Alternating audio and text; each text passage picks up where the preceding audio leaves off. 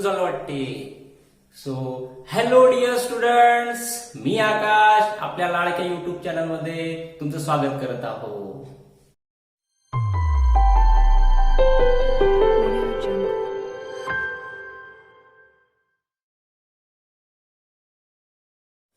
So yes, आज आपण बघणार आहोत what is thermodynamic state variables. तर थर्मोडायनॅमिक स्टेट व्हेरिएबल्स काय असतात ते आपण पाहू. इथे त्याची डेफिनेशन लिहिली आहे. ओके, वाचा. तुम्ही कसे वाचणार, मीच वाचतो. तर thermodynamic state variables describe the thermodynamic equilibrium state of the system. Okay, काहीतरी भारी भारी वाटत आहे ना डेफिनेशन. ओके, तर thermodynamic equilibrium what is mean by thermodynamic equilibrium हे आपण फर्स्ट लेक्चर मध्ये डिस्कस केलं होतं.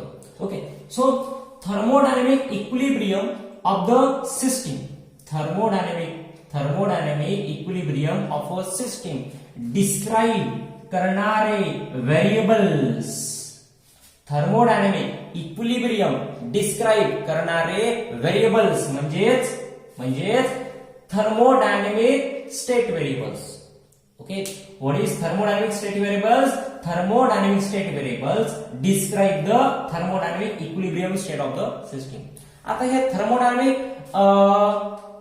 स्टेट व्हेरिएबल्स कोणकोणते असतात, काय असतात? ओके, तर प्रेशर एक थर्मोडायनॅमिक स्टेट व्हेरिएबल आहे. ओके, एक थर्मोडायनॅमिक स्टेट व्हेरिएबल आहे प्रेशर. त्यानंतर volume, mass, temperature, those are all the thermodynamic state variables. तर थर्मोडायनॅमिक स्टेट व्हेरिएबल्स यांचं काम काय, तर सिस्टीमची थर्मोडायनॅमिक इक्विलिब्रियम स्टेट डिस्क्राइब करणे. तर हे जे थर्मोडायनॅमिक स्टेट व्हेरिएबल्स आहेत ते दोन प्रकारचे असतात. First is the intensive state variables and another one is the extensive state variables. So what are intensive state variables?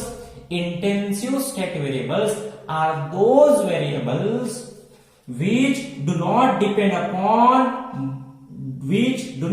upon the amount of matter in a system. Okay, ठीक आहे, थोडं हळूहळू समजून घ्या. तर इंटेन्सिव्ह व्हेरिएबल्स काय असतात? असे व्हेरिएबल्स जे डू नॉट डिपेंड राहणार नाही कोणावर, amount of matter in a system.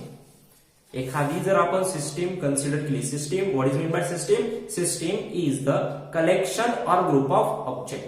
तर सिस्टीम मध्ये काय असेल? भरपूर सारं मॅटर. जर त्या मॅटरवर किंवा आपण म्हणू साइज ऑफ सिस्टीमवर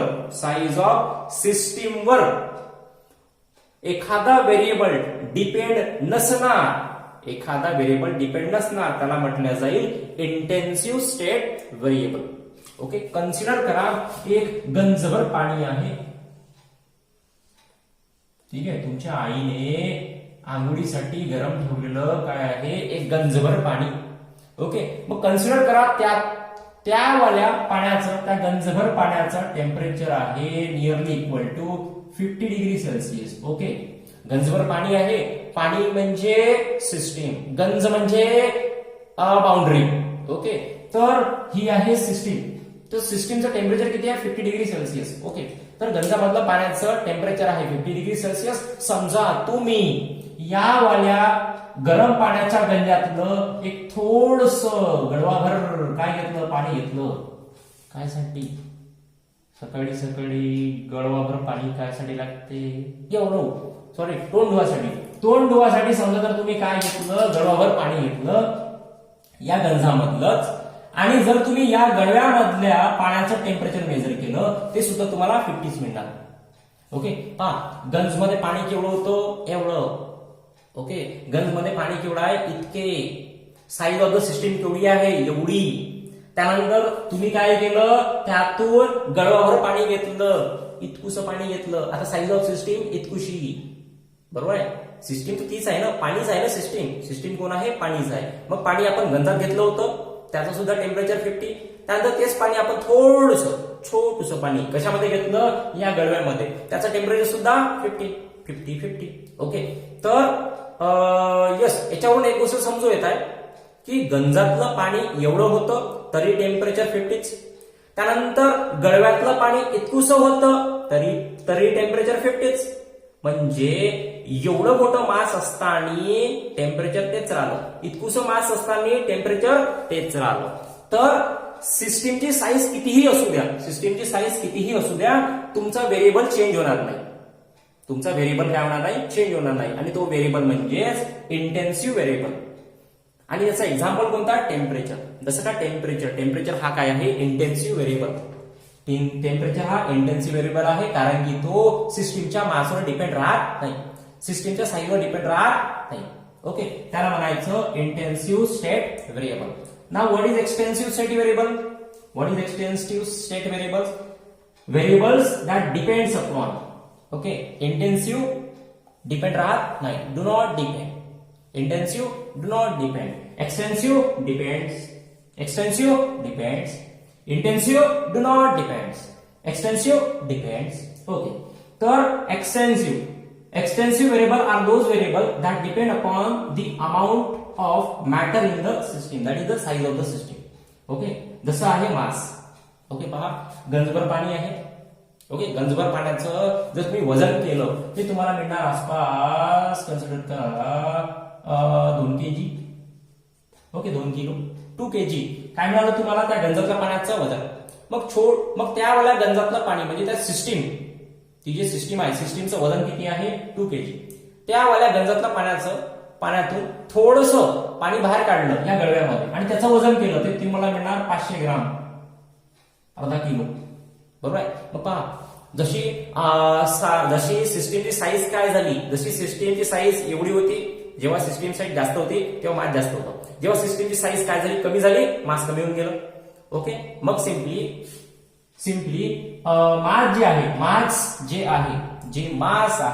मास ते काय असणार, सिस्टीमच्या साईजवर डिपेंड असणार. Amount of matter in the सिस्टीमवर डिपेंड असणार. ओके, तर अशी काही व्हेरिएबल्स जे amount of matter in the सिस्टीमवर डिपेंड असते ते म्हणजे एक्सटेन्सिव्ह व्हेरिएबल. हा लक्षात ठेवजा. Internal energy is an extensive state variable. चांगली गाठ करून ठेवा. यस, तर internal energy is the extensive state variable. Okay, now this is end. Now draw the PV diagram and explain the concept of positive work and negative work. Okay, काम करतो हे मोडून टाकतो ना, ठीक आहे. ओके,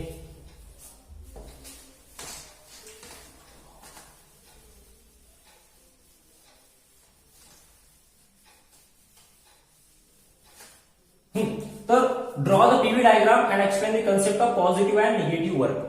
तर आपल्याला असा क्वेश्चन विचारला जाईल, what is positive work and what is negative work, आणि त्याची पीव्ही डायग्राम ड्रॉ करा. चला बघा. तर first, work done in expansion with varying pressure. Okay, first point लिहिला मी, work done in expansion with varying pressure. So first of all you need to understand what is expansion. What is expansion? Expansion म्हणजे पहा, consider करा एक system initially इतकुशी आहे, है ना, तन्नीसी मुन्नीसी system. अशी एक सिस्टीम आहे, छोटूशी सिस्टीम. ठीक आहे, हिची जर सिस्टीम. ओके, तर समजा ही सिस्टीम आहे. ही सिस्टीम जर सडनली काय झाली, इन्क्रीज झाली, या सिस्टीमची साईज काय झाली, सडनली इन्क्रीज. ओके, ही सिस्टीम आहे, हा सिस्टीमा आहे, सिस्टीमा नाही म्हणायचं, ही सुद्धा समजा सिस्टीमच आहे, फक्त हिची साईज काय झाली, साईज इन्क्रीज. हिची साईज काय झाली, इन्क्रीज. ही सिस्टीम आहे, सिस्टीमची साईज काय झाली, इन्क्रीज. तर सिस्टीम काय झाली म्हणता येईल, सिस्टीम एक्सपांड झाली. बस, सिस्टीमची साईज छोट्यापासून जर मोठी झाली असेल तिला म्हणायचं एक्सपान्शन. सिस्टीम छोट्यापासून जर मोठी झाली तर तिला म्हणायचं एक्सपान्शन. ओके, तर सिस्टीमचं इनिशियली काय व्हॅल्यू राहील, VI, त्यानंतर फायनली काहीतरी व्हॉल्यूम राहील, VF. सिस्टीमचं इनिशियल व्हॉल्यूम काहीतरी राहील, VI, फायनल व्हॉल्यूम काहीतरी राहील, VF. त्याच प्रकारे सिस्टीमचं इनिशियल प्रेशर राहील, PI, त्याच प्रकारे सिस्टीमचं फायनल प्रेशर राहील, VF. ओके, तर सिस्टीम आहे, initial volume VI, final volume VF, initial pressure PI, final pressure PF. Okay, तर पहा, सिस्टीम चं जे व्हॉल्यूम आहे आधी इतकंच होतं, त्यानंतर इन्क्रीज झालं, वाढलं. मग सिस्टीमचं इनिशियल व्हॉल्यूम होतं VI, फायनल काय झालं VF. आता बघा इनिशियल व्हॉल्यूम ग्रेटर आहे की final volume? Of course final volume. Okay, so VI is less than VF. ओस. त्यानंतर नेक्स्ट आपण काय म्हटलं की ही आहे एक्सपान्शन प्रोसेस. ही काय आहे? Expansion process. एक्सपान्शन प्रोसेस मध्ये काय झालं, सिस्टीमची जे व्हॉल्यूम आहे ते इतकुस होतं, इन्क्रीज झालं. एक्सपान्शन लक्षात ठेवता, कसं म्हणतो एक्सपान्शन. यस. नेक्स्ट, तर एक्सपान्शन प्रकारची प्रोसेस सुरू आहे. प्रोसेस कोणती आहे? एक्सपान्शन. इनिशियल प्रेशर कोणता आहे? PI. फायनल प्रेशर कोणता आहे? PF. इनिशियल व्हॉल्यूम काय आहे? VI. फायनल व्हॉल्यूम काय आहे? VF. आता सांगितलं मी तुम्हाला की initial volume is less than final volume. Okay, याच्याहून आरामानं सांगू नाही. तर initial volume is less than VF and initial pressure is greater than PF. Initial pressure, that is PI, is greater than PF. Now, what should be the diagram? Diagram काय असायला पाहिजे? Diagram काय असायला पाहिजे? ही डायग्राम आहे, हिला मी इथे व्यवस्थित ड्रॉ करतो. कन्सिडर करा, these are two axes. Okay, x axis आणि y axis. मी या ऍक्सिस वर P कन्सिडर करतो, या ऍक्सिस वर V, that is the volume and that is the pressure consider करतो. ओके, नाव आता मला सांगा, इनिशियल व्हॉल्यूम छोटा आहे की फायनल व्हॉल्यूम छोटा आहे? ऑफकोर्स इनिशियल व्हॉल्यूम छोटा आहे. तर या ओरिजिन पासून इनिशियल व्हॉल्यूम थोडं जवळ येणार. येस, थोडं जवळ प्लॉट करायला लागणार कारण की तो छोटा आहे. त्यानंतर फायनल व्हॉल्यूम काय आहे? VF काय आहे? ग्रेटरचं साइन पहा कसं आहे. तर फायनल व्हॉल्यूम आहे ग्रेटर जर फायनल व्हॉल्यूम असेल तर ओरिजिन पासून त्याला थोडं दूर लोकेट करावं लागेल VF. Now initial pressure is greater than final pressure. त्यानंतर इनिशियल प्रेशर ग्रेटर आहे, त्याला थोडंसं ओरिजिन पासून दूर प्लॉट करावं लागेल. त्यानंतर PF, that is a final pressure काय आहे? छोटा आहे, त्याला ओरिजिन पासून थोडंसं जवळ प्लॉट करणार आहे PF. ओके, जर तुम्ही PI ला आणि VI ला काय केलं, जॉईन केलं, तुम्हाला मिळून जाईल इनिशियल स्टेट. ओके, त्यानंतर जर तुम्ही PF ला आणि VF ला जॉईन करून टाकलं, तुम्हाला मिळून जाईल final state. That is the final state. तर सिस्टीम इनिशियल स्टेट मधून फायनल स्टेट मध्ये आली. सो या प्रकारची कर्व तयार झाली. ओके, आप आए बाहर आया. तर या प्रकारची काय झाली? कर्व तयार झाली. तिला म्हणायची PV curve. This is the PV curve for expansion process. तर या प्रकारची आपण इथे डायग्राम ड्रॉ केली आहे. Okay, now work done is equal to याचा फॉर्म्युला, वर्क डनचा फॉर्म्युला काय असतो? P in bracket VF minus VI. तर वर्क डनचा फॉर्म्युला आपल्याकडे असते work done is equal to P in bracket VF minus VI. Okay, आता हे जे तुम्हाला काय दिसत आहे, हे जे तुम्हाला शेडेड पोर्शन दिसत आहे, this is the area under curve. आणि या एरिया ऑफ अंडर कर्वलाच म्हटलं जाईल work done. Is also known as work done. Okay, work done, not work done, it is a work done. तर त्यानंतर पहा वर्क डनचं इक्वेशन काय आहे? Work done is equal to P in bracket VF minus VI. Okay, तर आपल्याला माहित आहे एक्सपान्शन प्रोसेसमध्ये VF ची व्हॅल्यू ग्रेटर असते कोणापेक्षा? VI पेक्षा. आपल्याला माहित आहे, काय माहित आहे? हा, तर आपल्याला माहित आहे की VF ची व्हॅल्यू काय असते? VI पेक्षा ग्रेटर असते. VF ची व्हॅल्यू VI पेक्षा ग्रेटर असते. तर ग्रेटर व्हॅल्यू मधून जर स्मॉलर व्हॅल्यू काय केली? मायनस केली. VF ची व्हॅल्यू ग्रेटर, VI ची व्हॅल्यू स्मॉलर. तर VF च्या व्हॅल्यू मधून जर ग्रेटर व्हॅल्यू मधून स्मॉल व्हॅल्यू काय केली? मायनस केली. जसं का 10-5 करा, +5 आन्सर येऊन राहिलं. 10-5 +5. ओके, तर याच प्रकारे ग्रेटर व्हॅल्यू मधून जर तुम्ही स्मॉल व्हॅल्यू मायनस कराल तर तुमचं येणारा आन्सर काय राहील? Positive. So work will be positive. Okay, तर एक्सपान्शन प्रोसेस मध्ये जे काही आपल्याला VF ची व्हॅल्यू मिळणार ती मिळणार पॉझिटिव्ह. आणि त्याला लिहायचं कसं? Work done is equal to P in bracket VF minus VI and VF is greater than VI. VF ची व्हॅल्यू VI पेक्षा ग्रेटर आहे, म्हणून वर्क डन आपल्याला काय मिळणार आहे? Positive. Hence value of work done will be positive. Okay, done. Yes, done. तर simply एक आपण इथं स्टेटमेंट दिलं इन एक्सपान्शन प्रोसेस मध्ये आपल्याला वर्कची व्हॅल्यू काय मिळते positive. So this is PV diagram of positive work and this is the explanation for it. Now what is negative work? यालाच थोडंसं अरेंज करून मी निगेटिव्ह वर्क सुद्धा व्यवस्थित कॅल्क्युलेट करून दाखवतो. Yes. So first of all I must say you that take a screenshot. याचा screenshot घेऊन घ्या. एक असा वेगळा आणि त्यानंतर एक असा थोडासा विदाऊट वन. कारण की आपल्याला हे नाही लिहायचं होतं. हे जे तीर्थ लिहून दिलं मी हे नाही लिहायचं आहे. आपल्याला लिहायचं आहे हे. Okay, this is the short answer. Short and beautiful answer, must answer. Okay, now let us move. आता आपल्याला बघायचं आहे negative work. What is negative work? Now work done in compression. एक्सपान्शनच्या बिलकुल विरुद्ध compression. Expansion, compression, expansion. Okay, so work done in a compression with a varying pressure. आता process कोणती सुरू आहे? बोलो बच्चो. प्रोसेस कोणती सुरू आहे? कॉम्प्रेशन. प्रोसेस सुरू आहे कॉम्प्रेशन. पुन्हा initial pressure PI, final pressure PF, initial volume VI, final volume VF. हा, आता पहा जी प्रोसेस आहे कॉम्प्रेशन प्रोसेस एक्सपान्शनची बिलकुल विरुद्ध असते. ओके, कसं? तर एक्सपान्शन नाउ कॉम्प्रेशन म्हणजे काय होईल? कॉम्प्रेशन मध्ये जी सिस्टीम आहे सिस्टीमची साईज काय होणार? Decrease. Okay, so suppose this is the initial volume of a system एवढी मोठी होती ती काय झाली छोटी होऊन गेली. Okay, so initial volume of system is VI and final volume is PF. So initial volume is PI, final volume is PF. Initial pressure PI. Something wrong I have said. तर मी काय म्हटलं? Initial pressure PI and final pressure is PF. Initial pressure PI, final pressure PF.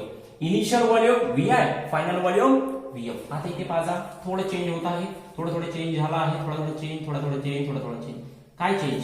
की initial volume पहा. Initial volume इतकं मोठं आहे. Initial volume थोडं मोठं आहे. फायनल व्हॉल्यूम छोटं आहे. ओके, इनिशियल व्हॉल्यूम काय आहे? ग्रेटर आहे. Here initial volume is greater than final volume and initial pressure is less than final pressure. Now changes काय होईल? आता चेंजेस काय होईल? डायग्राम कशी ड्रॉ केल्या जाईल? तर like this PV diagram on y axis let a pressure, on x axis let a volume. आता पहा हा समजा ओरिजिन. आता इनिशियल व्हॉल्यूम काय आहे? ग्रेटर आहे फायनल व्हॉल्यूम पेक्षा. इनिशियल व्हॉल्यूमची व्हॅल्यू ग्रेटर आहे तर त्याला ओरिजिन पासून थोडं दूर लोकेट करावं लागेल. व्हॅल्यू मोठी आहे ना इनिशियल व्हॉल्यूमची. त्यानंतर फायनल व्हॉल्यूमची व्हॅल्यू काय आहे? छोटी. मग तिला आपण काय करू? ओरिजिन पासून थोडं जवळ लोकेट करू. त्यानंतर इनिशियल प्रेशरची व्हॅल्यू काय आहे? छोटी. इनिशियल व्हॉल्यूम छोटा आहे, फायनल व्हॉल्यूम मोठा आहे. छोटा कोण आहे, मोठा कोण आहे? इनिशियल प्रेशर छोटा आहे. इनिशियल प्रेशर छोटा आहे, that is the PI. Okay, तर त्याला ओरिजिन पासून थोडं जवळ लोकेट करू. त्यानंतर फायनल प्रेशर काय आहे? मोठा आहे, त्याला ओरिजिन पासून थोडं दूर लोकेट करू, PF. त्यानंतर PF आणि VF ला जॉईन करू. त्यानंतर PI आणि VI ला जॉईन करू. PI VI gives initial state, PF VF gives final state. आणि 1 to 2 याला जॉईन करून टाकू. 1 काय आहे? Initial state. 2 काय आहे? Final state. तर सिस्टीम इनिशियल पासून फायनल कडे जाईल. तर कर्व या प्रकारे तयार होईल आणि या कर्वच्या अंडर मध्ये येणारा एरिया म्हणजेच वर्क डन. ओके, सो या प्रकारे आपण निगेटिव्ह वर्क साठी डायग्राम ड्रॉ करणार. नाव वर्क डनचा फॉर्म्युला सिंपल आहे. Work done is equal to PF minus VI. And now आता पहा काय की जी इनिशियल व्हॉल्यूम आहे, इनिशियल व्हॉल्यूमची व्हॅल्यू फायनल व्हॉल्यूम पेक्षा ग्रेटर आहे. लक्षात देण्यासारखी गोष्ट आहे की इनिशियल व्हॉल्यूमची व्हॅल्यू फायनल व्हॉल्यूम पेक्षा ग्रेटर आहे. वर्क डनचा formula work done is equal to P in bracket VF minus VI. आता माझा व्हॅल्यू कोणाची ग्रेटर आहे? इनिशियल व्हॉल्यूमची व्हॅल्यू ग्रेटर आहे. Initial volume greater than final volume, final volume smaller.